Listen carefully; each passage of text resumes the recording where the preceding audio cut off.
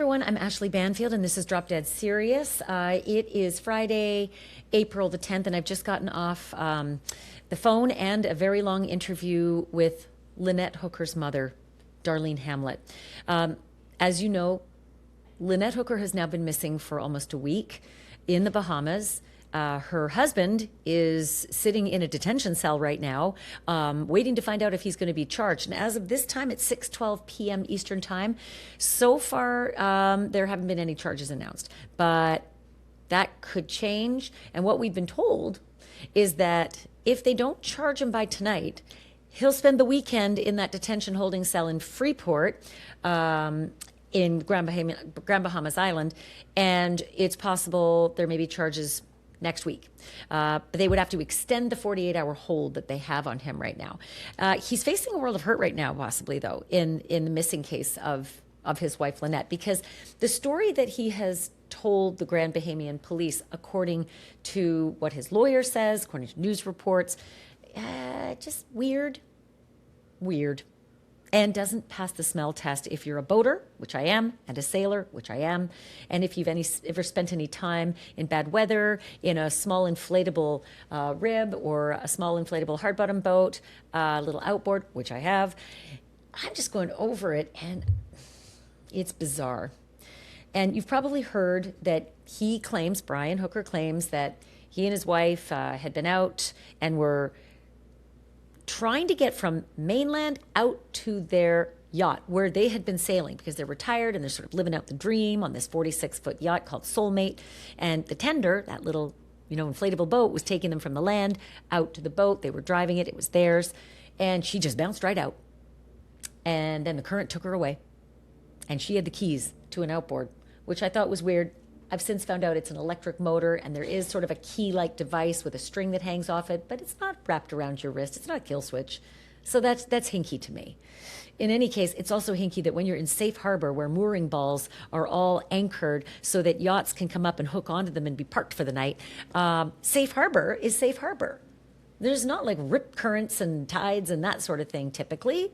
So I also think that's a bit hinky. And he's a Marine, and she is an avid boater and has grown up on the Michigan lakes and knows boating safety and is a strong swimmer. This little inflatable boat only goes like a couple miles an hour. It's really, really slow. It's a little electric engine about that big. This is not like, James Bond type, boating. So all of it just doesn't make a lot of sense. And the weather apparently wasn't that bad on Saturday night when Brian Hooker claims all of this happened. Hence, he's being held. And again, they're trying to determine whether they have enough to charge him. And they clearly have probable cause to hold him. But charging him is another matter. So Lynette's mother, Darlene Hamlet, has told me a lot about their past, about Brian and Lynette's relationship, and it is not good. I know you've probably heard snippets and pieces, but the full picture is that it is not good. And she says that multiple times Lynette has left Brian and shown up at Darlene's door badly bruised and, as Darlene says, badly beaten. And it got so bad that Darlene said that she consulted a battered women's shelter for advice on how to try to get her daughter to leave Brian, and says that every time her daughter left her to go back to Brian, she feared it would be the last time that she'd see her daughter. That is how bad this relationship was, according to Darlene Hamlet, Lynette's mom. And she goes into much more detail in the interview I'm about to play for you, specifically one incident, which is just harrowing, where Darlene says her daughter came back from what she said had been a pitched battle in the cockpit of the sailing yacht, of the keelboat Soulmate, in which she had hit her head and her neck so badly she felt it crack, and said that Brian said to her that he wished he'd finished the job and thrown her overboard. This is a year and a half ago. So hearing a story like that from Lynette's mom, while Lynette is missing and at this point possibly presumed dead, it is very, very disturbing. And then there's the part about the money, right? There's that nagging part about the money. Darlene says Lynette seemed to have all the money. And it's not a little bit. It's a lot. It's a lot of money. So I want you to hear this interview that I had with Darlene. And I think, listen, it's really important to understand. Darlene wanted to do this interview because she wants anybody out there, if you are out there right now and you're listening and you feel that you're in a bad relationship, she wanted to do this interview with me to tell you, please don't let it go on too long. Please don't do what my daughter did. Please don't keep going back, because eventually it could end very, very badly for you. And I am very thankful that she's done this interview with me as a cautionary tale to so many people out there who are victims of domestic violence. Here now is my conversation with Darlene Hamlet. Well, let's just sort of start from the beginning. Oh, I mean, what was it like when you got that phone call from Brian 24 hours after Lynette went missing? With the lifestyle that my daughter and her husband lived, I had been preparing for that phone call for a long time. So it was short. I have news to tell you. Lynette's missing. Pretty much all that was said. And so later on in the day, I had to call him back. I said, I need more details. I said, this is not enough. And so he went through his day with me, and yeah, I broke down. So, I mean, what else would I do? It's distressing to hear you say that with the lifestyle, it wasn't an unexpected call. Talk to me more about that. There was a lot of good times and bad times in my daughter's relationship with her husband. A lot of highs and a lot of lows. They had, when it was fun, it was really fun. And when there were bad times, there were bad times. And the fact that she had left him on numerous occasions before and continued to go back even after she had been hurt, was something that was very difficult for me to understand. And I did a lot of crying, and I had to prepare myself for what I thought was someday going to happen, unless she finally decided she had had enough. I think they loved each other, but they were not good for each other. That's the best way I can say it. They partied hard. They lived a hard life. They lived a full life. What was your impression of Brian when he was drinking? When Brian drank, Brian could be mean, hateful, say unpleasant things. That pretty much describes him. He also got physical. Uh, this is not the first time there's been where I thought I was lucky to have Lynette in the past. This time, it's just like it just progressively got worse, and so this is where we're at now. Um, that's why I'm on here. I kind of want to. I want to honor my daughter and tell her story, and also support my granddaughter, who's lived with Lynette and Brian. That was her mother and stepfather, and experienced a lot of things firsthand that I never did. I always got the phone calls when she was at her wit's end and couldn't take any more. So, You mentioned to me before that Lynette left Brian multiple times. oh yes, oh yes. She left him. Oh, it seemed like it ran in about a year and a half, 2 years cycle. And she'd come home and she'd be like 3 weeks, and then she'd go back. And then this last time that she went, when he had choked her and when she has the bruises on her back and took the picture to remind herself, she was here at my house in Florida, and she was looking for a job. She was going to stay in this house while we were up in Michigan and start over. She didn't want to. She was 50 years old and she didn't want to start over. She was embarrassed because her marriage was failing, and she went back. There was violence in this relationship that I can go back. Oh goodness, many many years. 2015, there was the police report that people are talking about online, and that was domestic violence because of kids. And my daughter's daughter Carly and Brian's son were in a locked bedroom and they wouldn't unlock the door. Don't know why. I still don't know why they wouldn't unlock the door. But Brian and Lynette got in a fight in 2015 and he choked her and he hit her and she had a black eye. Didn't show up that day, of course. I mean, boom, he hit her. And then they had the police come, and because Brian had blood on his nose and there was no sign evidence of any kind of struggle on Lynette's side, she went to jail. The whole case, it was done, but the damage was there. That was one of the first times that I knew that he could be mean to her. And Before, there was a choking incident as well. Brian was charged in a case where police said he choked his own, I think, 12-year-old daughter. Carly said she witnessed it. She had to go to court. And yep, ultimately, the jury just acquitted him. But it just sounds like such a volatile relationship. he did. He did do that. My daughter was the one that tried to pull them apart, and Carly did have to go to court. And so those are the kind of things that Carly saw. She saw him yelling and at her, and so much stuff that Carly saw in their relationship. So that's why I wanted to support Carly, to make sure that people didn't think that she was just the stepdaughter that maybe she didn't like her stepdad, and I wanted to support her when she says it was a volatile relationship. It could be a volatile relationship. Now, when you look on the Sailing Hookers, you would think that they were living their best life. Everybody smiles and everything is perfect.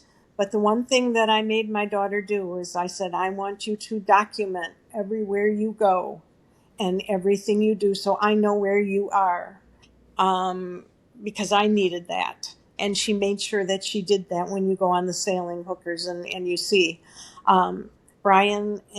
They wanted to have a boat. She kind of wanted to have a boat in Michigan and a boat in Florida, or maybe some property in Michigan and one in Florida.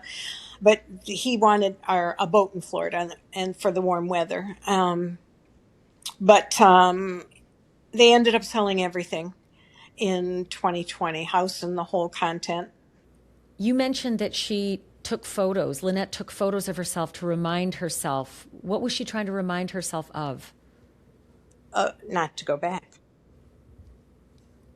She wanted some evidence that she would look at and convince herself not to go back to Brian. Yep, yep.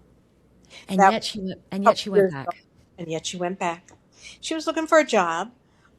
She had this house to live in, and she chose to go back. And I had to get help with that one because I just don't understand why you want to go back to be mistreated when you know it's going to happen again. And it's just a cycle. Um, when they were happy together and when they weren't drinking, it was a good. All marriages have good points and bad points. When there was no drinking, they were fine, but the drinking was their downfall. He would get mean. Yeah. I think you mentioned to me that you consulted battered women's shelters for advice on how to handle Lynette. Tell me about that. Well, that was because I just can't understand. I could not understand. It just makes no earthly sense. And they said, support your daughter no matter what. Don't criticize and condemn the situation too much, because if he is controlling, you won't see your daughter at all. Support your daughter, be there every time she needs you, and maybe one time she'll be strong enough where she won't go back. Crazy to me, but that's what I was told by several people. And Darlene, I think you told me that Lynette bought a ticket home just recently. A month ago, um, she called me and she was crying. And she said, Mom, I can't take any more. I just can't take any more. He's so abusive to me. He yells at me and tells me that I'm a terrible wife and no good for anybody. And that, and she says, I don't know what to do. And I said, did you ask him to stop drinking? I said, is he drinking again? And she said, oh, yes, he's drinking. And I said, will he stop? And she said, he told her he had no interest in quitting drinking at all. And I said, well, then you know what you've got to do. You get over to Marsh Harbor, you get on a plane, and I don't care what airport you're at, I'll pick you up. And she says, I want my stuff. I said, I don't care about your stuff, Lynette. Just get on a plane. I know my daughter was embarrassed. She didn't want to have a divorce. She tried everything she knew how to do to make the relationship work. So the next day, because they were always together in a small space in a boat, conversations sometimes had to be short. And so she told me they were working on things. And then I found out that she had bought a ticket to come home to Miami, um, and a one ticket to come home, but she didn't get on the plane. I don't know exactly why, but she didn't get on the plane. Do you know the date that she was supposed to fly? The 11th. March 11th. Hmm. And she had come home multiple times to you before. I think you mentioned to me when we spoke earlier that she'd come back to you beaten up. Hmm. Hmm. Yes. Um, yeah. The back was bruised. The time before that, her ribs and her side were bruised. She's always he has a pattern of choking, like he choked his daughter, like he choked Lynette in 2015, and a couple other times after that. And I only know, let's say, when it got to be the worst. I don't know if there was any more going on. I don't know. Um, and I want people that are out there, like my daughter, to take the story and understand that maybe this person, though you love them, they may not be the best choice for you. They maybe it's just not meant to be, and it's take a good look at your relationship and get out of it while you can, if you can. So I When go ahead. when she would visit you, when she would come back from Back, Brian, yeah. did she intend to stay with you and then ultimately she would say goodbye to you? Yep. She What would that be like? played, and she's what, like I said this last time, she was looking for a job. She said, I can't anymore. I can't anymore. This was about a year and a half, 2 years ago, and yeah, ultimately he wasn't drinking, and things were nice on the phone. So, well, I'll give him one more try. And I says, how many chances do you want to give him? Kill you. What was going through your mind every time she got back on that plane to go back to the boat? It could potentially be the last time I ever see my daughter alive. Did you ever tell her that? I don't think so. I Oh, my husband said he told her. You have to walk such a tight line.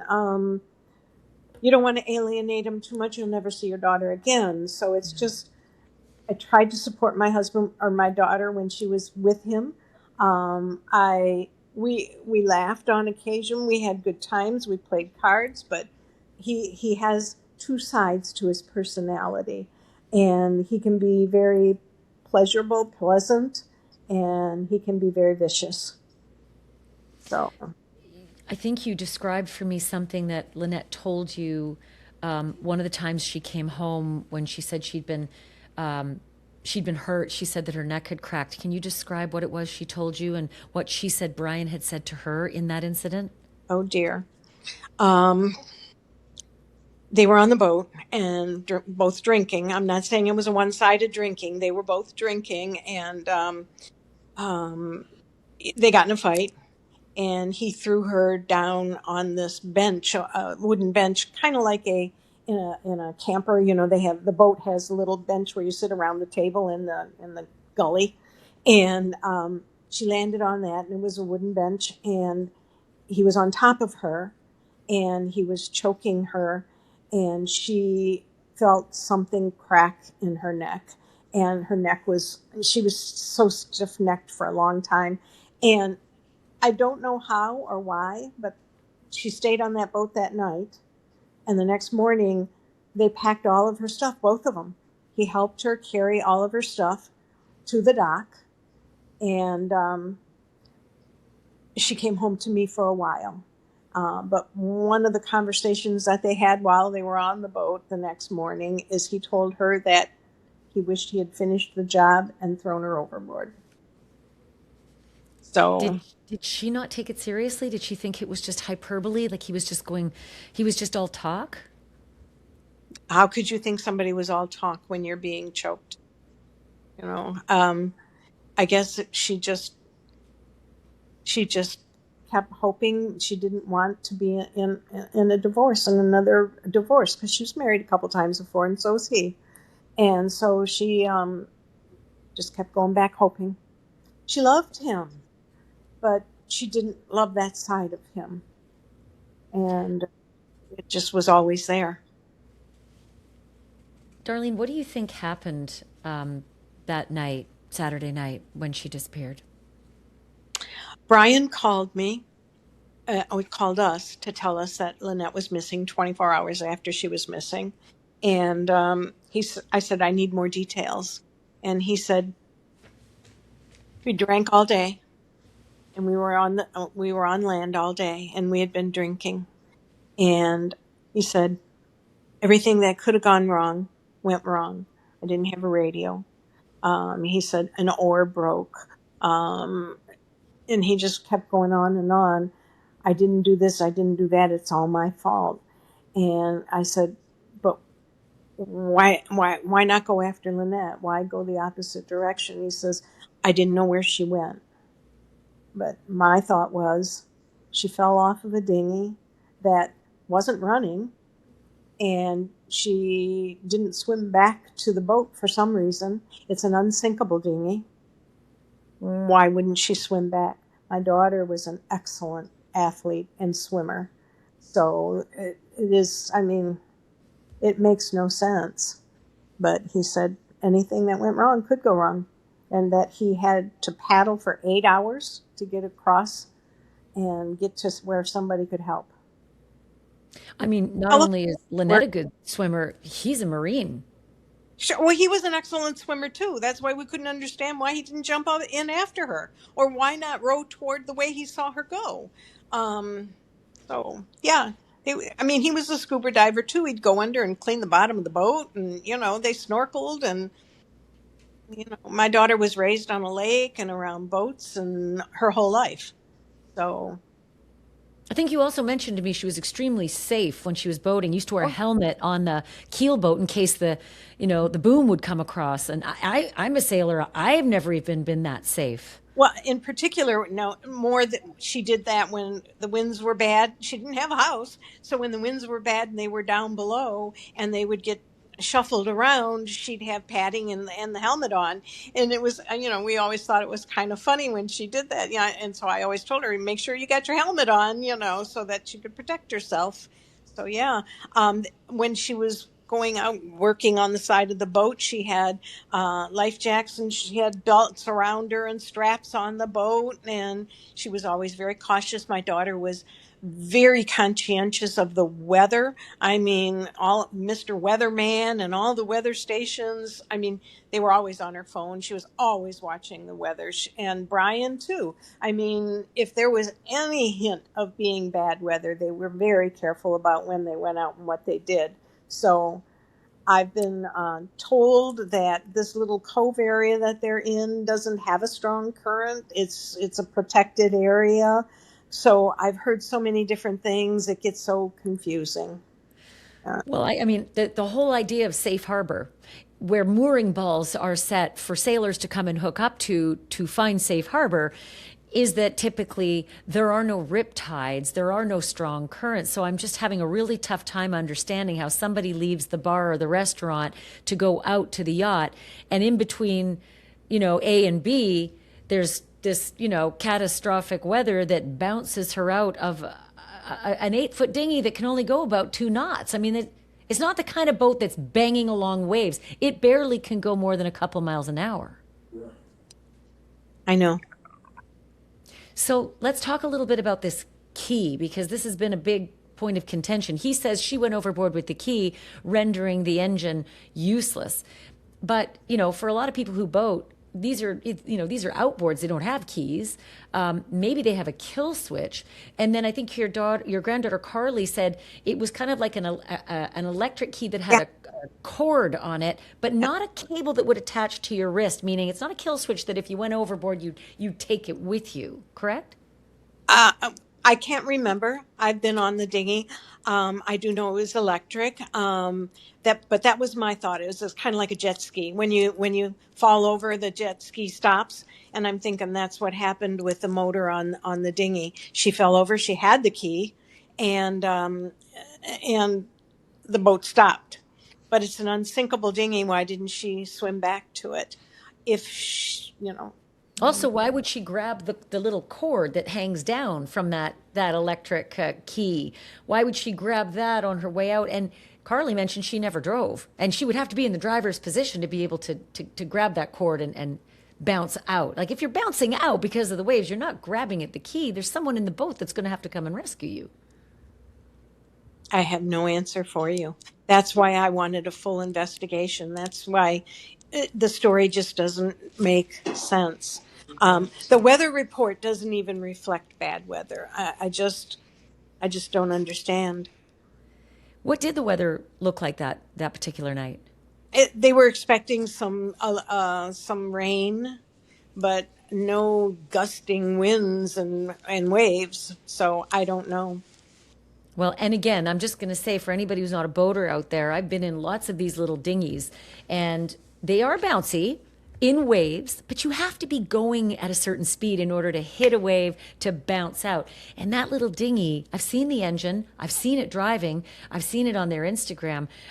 It can't go that fast in order to bounce you out of, some big wave. It just doesn't make any sense. And I'm just wondering if they're putting all of that together with the Royal Bahamian Police Force. Hopefully they've got enough mariners who will understand where his story does or doesn't add up. They've been very good so far.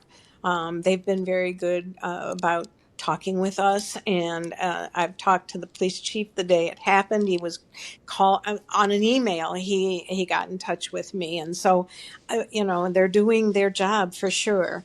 And working with the Coast Guard, there's been a thorough search. It's odd that they found her watch. They found Where? I don't know where. I do know that they found her watch. She wore iPhone watch, a watch, An iWatch, Apple Watch? Apple Watch. Was she wearing it the night she disappeared and they have found it? Yeah. And they didn't say if they found it inside the dinghy or on board Soulmate, or did they find it on a dock, or they didn't say? It on the beach somewhere. I can't swear to that. It wasn't in the dinghy that I heard of the first time. I would have known before that. They just found her watch. Yeah. Let me just go back a bit. Did you say they found her watch on the beach? I am not sure where. I said Okay. my thought was that that's where it was. So Well, that would be very telling. That would be certainly a very big clue and a piece of evidence as well. And watch, then they go ahead. got a plastic strap around them. The Apple watches are pretty sturdy. They don't. I don't understand why. You gotcha. Yeah. Never comes off. I mean, somebody would have to really be wrenching on me to get that thing off. I've been wearing it for years. It's never come off. Yep. Yeah. The other thing I learned from Brian's attorney, who he's hired in the Bahamas, is that she says he was being taken by the police to Soulmate, to the 46-foot yacht. It's 46 feet, right? Mm-hmm. Okay. And on the way there, the weather was terrible, and he fell out of the police boat, and he was handcuffed, and they had to rescue him. Did you get all of that information? Did the police share that with you? No, my story was a little bit different that I heard, but I read it online. So perhaps the person that did the article did it wrong. I heard that he was on his boat. He was already on Soulmate, and that he had spare clothes that he was taking with him, and they handcuffed him, and that's when he fell in and he had to be rescued, and that he hurt his knee. So, Yes, hurt his knee, had abrasions, and they were going to take him to the hospital. I'll be interested to find out the discrepancy because I've heard it now both of these ways that he was on a police boat and bad weather. He could not get he couldn't get a grip or hold his position in the moving boat because of his handcuffs and ended up going out and the police rescued him. I did not hear though that it was that he was on board Soulmate, but I did hear that's where they were headed. They wanted to go out to Soulmate to search with him. So do we know if that search even happened? Were they successful in getting to Soulmate to search? um, the Bahamian police, Yeah, the yeah, police. they've searched the boat. Yes, and they had the dinghy for I think an additional day. So they looked at the dinghy. So yeah, they've been Do at you the know? boat. Go ahead. No, that's it. Go ahead. Do you know if they have seized the yacht Soulmate and put it into evidence at all, or is it still sitting there on the mooring ball? I do believe it's still on the mooring ball. Yeah. The other question I wanted to touch on with you is finances, because in so many of these cases, a lot of times, you have to follow the money.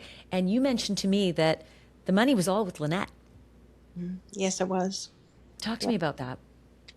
Um, when they first got together, Brian was married previously twice. So was my daughter, and he had three children, two with one lady and one with another, and he was paying very, very, very high child support. And so, with the bills for the kids and the child support, Lynette kind of picked up all the odd and end expenses and the utilities and the house note and everything, and his pretty much went to his child care for his children from the other marriages. And then after they got older, and they both worked at AT&T, so we're not talking. And they had a nice income. Um, he got fired. He was fired a couple of times from AT&T. There were the lawyer fees. Not only, let's go back, there were even lawyer fees that Lynette had to pay for when he choked his daughter. There were lawyer fees for that she had to pay when he was trying to get his job back. That was all expensive. And So let me stop there for a minute. Lynette paid his lawyer's fees when he fought the charges of choking his 12-year-old daughter and was acquitted by the jury. She paid for those lawyer she's fees. a money winner. I mean, at that time, Jesse was 12 or 13 years old, and so he was paying child support on three kids, an astronomical amount of child support. So yeah, yeah, She paid his legal bills for that criminal trial. yes. And what about their current situation? As I understand it, they were retired and sort of living their dream and living on the boat and sailing. Who was paying for all that? It was, well, they did sell their house. They had a house in the Grand Rapids area, Kentwood, and it was a lovely home. And they sold that, and they took that money. And then I don't know exactly what my daughter got as a pension or retirement from AT&T, but when he got fired, he didn't get any of that at all. And neither one of them were old enough to get Social Security or anything, so um, they put all kinds of things on the boat, extra solar panels and the reverse osmosis water and everything that you could imagine so that they could be. He wanted to be off the grid. He didn't want anybody to tell him what to do, and he didn't want anybody to really know where he was in particular. He didn't want to have that identity, and so it's a rough life to live that way because uh, you can't do a lot. You got to have an address. You got to have a residence, and they just didn't have it. They didn't have it. So they used my house as their residence for a lot of things. What do you think Lynette was worth? I mean, how much is she worth at this point? The last time she told me, it was a while back. Was about, I think, 600, but I might be kind of, I'm not sure. But that was, I mean, they could live on a boat comfortably for a while, and she didn't want to spend all of her money because at one point they're going to be too old to have that lifestyle, And then she wanted to buy a little piece of land, nothing special, and just, go on enjoying life. But, yeah, that's not going to happen. But several $100,000 were at Yeah. stake at this point. If there's, Oh, if absolutely. prosecutors are looking for motive for anything, she had a lot of money. She had enough for them to live their lifestyle, for sure. Did he have any? Had a little, not much. We had a little.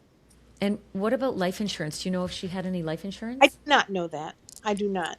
I don't know. That I don't know. Talk Heard. to me a little bit about your feelings as the days go on. Do you think that Brian did something to Lynette on Saturday night?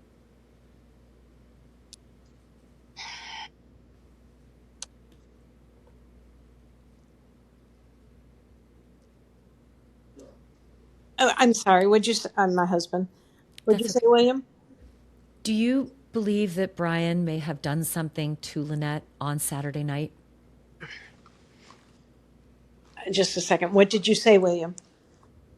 I'm sorry, I didn't mean to intervene, but we don't know. Yeah. Okay. He said, just like he said to me, he said, I don't know. That's why I want this, I want everything to be reviewed. I want to get the facts.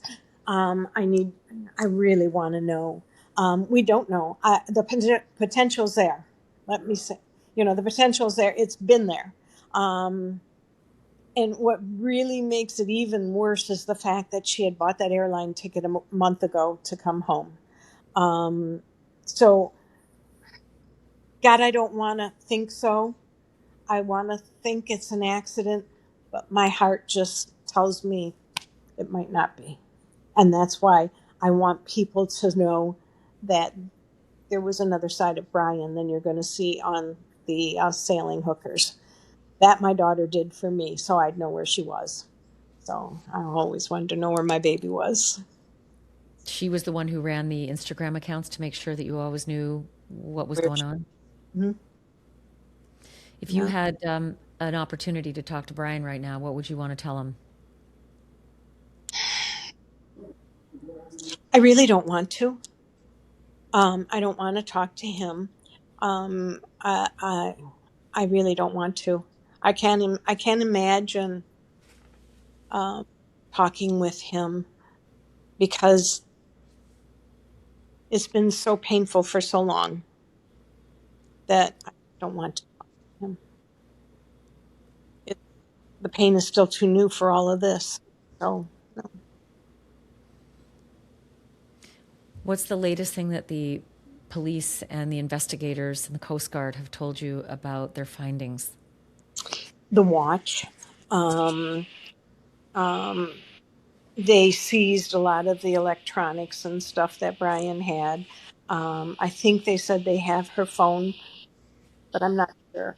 Um, I didn't even know about the watch. My girlfriend told me. She came over last night to see how I was, and she says, well, they're going to monitor her heart rate on the watch to see if it coincides with the time she fell in the water and all these things. And I'm going, oh my God, I hadn't heard any of that.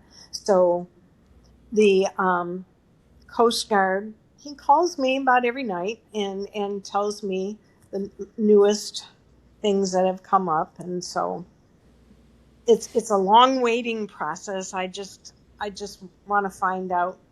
Uh, I want them to find her. And it takes a lot of patience, which I mean, you've got the patience of a saint. I commend you. Your friend told you about the watch that they're monitoring and looking at the pattern of the watch. Where did she learn that? It was online. I mean, online has been where I've gotten a lot of information, and that's where she read it because But I but not know. firsthand from the police. This didn't come firsthand from the police to her. I talked to the Coast Guard last night, the chief at the Coast Guard, and he told me he said yes, they did find her watch.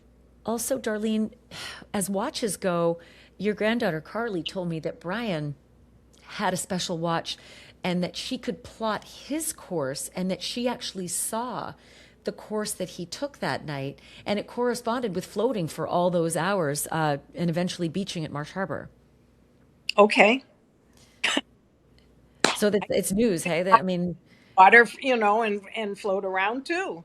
yeah. So there's Were no. you able to track Brian's movements based on his watch and the course that he used to track on his own movements? No, I don't have access to anything on his watch. That was a segment that he posted, showing, where he was at. Brian was good. The watch was an Amafit watch, and he had a lot of gadgets added to it so that he could do those kind of things. But one of the things they did have was a wonderful app that I had loaded on my phone called No Foreign Land, and I could watch where they would go and where they would stop on their journey everywhere they went. So it was another thing that Lynette, she did for me, I'm sure, so that I would feel a little more comfortable about this unusual lifestyle. Well, hopefully the police are able to get that pattern and that tracking off of Brian's watch, but who knows if it'll have evidentiary value. Right. I asked you if you had anything to say to Brian. Is there anything that you'd want to say to Lynette right now?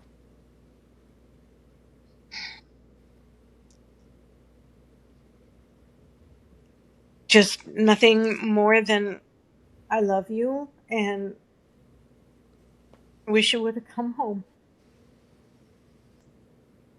Well, we are praying for you and for your family, and we're certainly praying for a very thorough investigation of whatever happened out there in the Abaco Islands.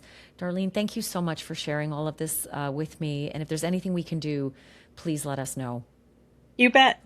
My great thanks to Darlene Hamlet for sharing all of those details with me. This has got to be the hardest thing for a mom to go through, knowing that her daughter is missing and at this point potentially presumed dead, awaiting justice, awaiting an investigation, hoping that it will be a thorough and fulsome investigation. It is just such a tragic story, and one that we've seen over and over again. The allegations that Brian has been so violent, not only with his wife Lynette, but also allegedly with his daughter. He went through charges in a trial. He was acquitted. But at other times, the allegation is that he has abused Lynette both physically and mentally. Darlene told me there was a lot of mental abuse as well. Her allegations are that this went back to 2006 originally. When we had our first conversation, she said she could trace it all the way back to 2006. He is innocent until proven guilty, and at this point he's not even charged in the incident where Lynette went missing. But watch this space. The fact that they have now found Lynette's Apple Watch, I think that could speak volumes. Our Apple Watches don't lie. Our digital popcorn trail that we leave, our health popcorn trail that we leave, well, when you speak to the police, you're locked in to what you say. And if the forensics and the evidence and the digital popcorn trail and the health popcorn trail don't match what you say, that's what you call bad facts. So watch this space. We'll continue to dig up what we can, find out what we can, and we'll continue to report on this story. Thanks so much for listening. Thanks so much for watching. And remember, the truth isn't just serious. It's drop dead serious.